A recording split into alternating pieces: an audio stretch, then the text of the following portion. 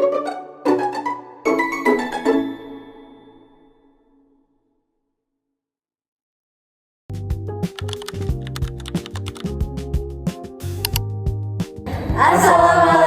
warahmatullahi wabarakatuh. Halo semuanya, balik lagi di Astrotalks. Hari ini spesial banget karena kita akan membahas mengenai perkembangan astronomi dalam peradaban Islam melalui eksperimen dan juga metode ilmiah pada abad ke-10 hingga 11. Di sini kita akan membahas bareng aku, Kayla, dan juga ada tim ahli kita yaitu Faril, ada Aura, ada Alvira, dan juga ada Riri.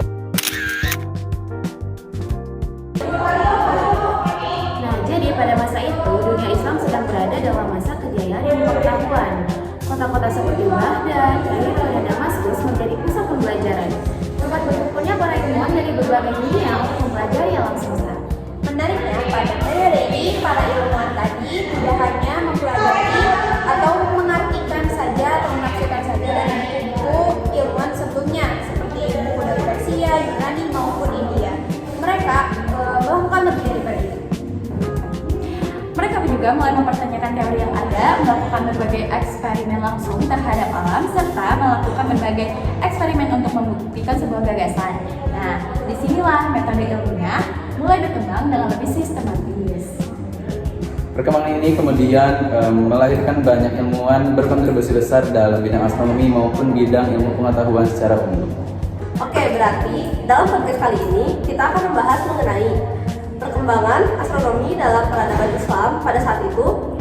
Terus juga ada tokoh-tokoh siapa saja yang terlibat pada zamannya, dan juga keilmuan yang masih relevan hingga saat ini. Oke, kita langsung aja ambil satu poin, yaitu tadi eksperimen. Menurut Teh Riri nih, eksperimen di sini kenapa sih gitu pada abad 10 sampai 11 ini disebut sebagai titik balik perkembangan astronomi dalam peradaban Islam? Oke, jadi gini Kai, sebelum abad ke-10 itu orang-orang cuma nerjemahin teori doang dari Yunani, kayak teorinya Ptolemus. Nah, pas mulai masuk abad ke-10, ilmuwan muslim mulai skeptis nih. Mereka mikir, masa iya sih teori ini benar? Coba deh kita buktiin sendiri pakai data. Nah, jadi mereka nggak cuma baca buku aja nih, tapi mulai turun ke lapangan buat observasi juga. Benar banget, itulah lahirnya metode ilmiah. Mereka sadar kalau misalkan sains itu harus terukur gitu. Makanya instrumen kayak astrolab mulai diperbesar dan diperlengkap. Nah, untuk apa sih? Tujuannya satu, dapat data yang presisi buat nentuin waktu sholat, nentuin arah kiblat, bahkan menentukan di mana sih posisi bintang yang seharusnya. Kalau ngomongin tokohnya sih, favorit aku Ibnul Haytham. Dia dijuluki Bapak Optik. Dia bikin eksperimen di kamar gelap yang bernama kamera obscura, di mana dari eksperimen itu dapatkan hasil bahwa cahaya merempat lurus menuju mata, bukan mata kita yang memancarkan sinar seperti laser. Nah, efeknya apa tuh, Ria? Hasilnya dia nulis buku Kitab Al-Manazir, di mana terdapat prinsip kamera obscuranya itu menjadi cikal bakal kamera yang kita pegang saat ini. Tanpa eksperimen dia, mungkin kita nggak akan tahu yang namanya selfie. Oh, kecil banget. Tapi jangan lupain juga ya, salah satu jagoan aku yaitu Al-Biruni, dimana orangnya itu jeniusnya tuh gak ngotak, dimana dia itu pengen tahu berapa keliling dari bumi, sampai dia itu cuma naik di atas gunung Nanda di Pakistan, bukan buat ngelilingin dunia, dia naik di Pakistan. Naik gunung buat apa itu? Cuma buat lihat pemandangan aja? Ya enggak dong, tapi dia pakai matematika trigonometri sferis, di mana dia mengukur sudut antara garis horizontal sama kaki langit, dan tebak hasilnya. Dia nemuin keliling bumi itu sekitar sampai 40.075 km. Cuma beda tipis dengan hasil yang sekarang yang ditemuin oleh satelit NASA, yaitu sekitar 40.008 km yang akurasinya itu sampai 99% lebih.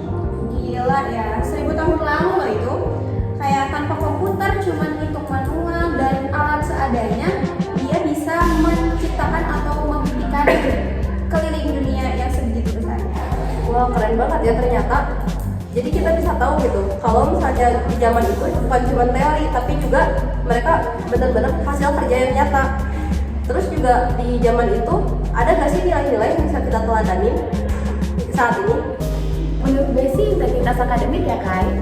Karena Ibnu Al-Haytham itu berani banget loh nulis buku Al-Syukuk ala Batlamyus atau Keraguan pada Ptolemus. Dia berani ngoreksi tokoh yang paling dihormati zaman itu karena datanya emang gak akurat. Jadi kita harus berani juga nih kritis kalau nemu sesuatu yang salah. Sama sikap pantang menyerahnya sih, keterbatasan bukan menjadi alasan buat berhenti berinovasi. Al-Biruni aja bisa mengukur bumi cuma dari atas gunung. Kita yang punya akses internet harusnya bisa membuat karya yang lebih baik. Dan jangan lupa relevansinya. Perhitungan Al-Biruni ini soal koordinat bumi itu fondasi dari sebuah GPS sama Google Maps sekarang. Dimana kalau kita buka Google Maps ini buat nyari alamat, kalian harus berterima kasih sama ilmuwan di abad ke-10 itu. Wah, dalam banget ya ternyata bahasannya.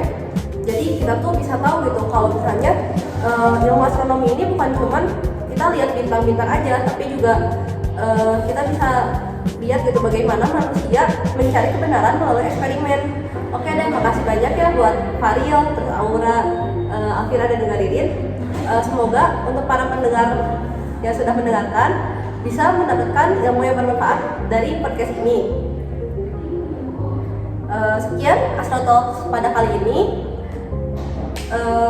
Sampai jumpa di episode berikutnya. Bye. Assalamualaikum.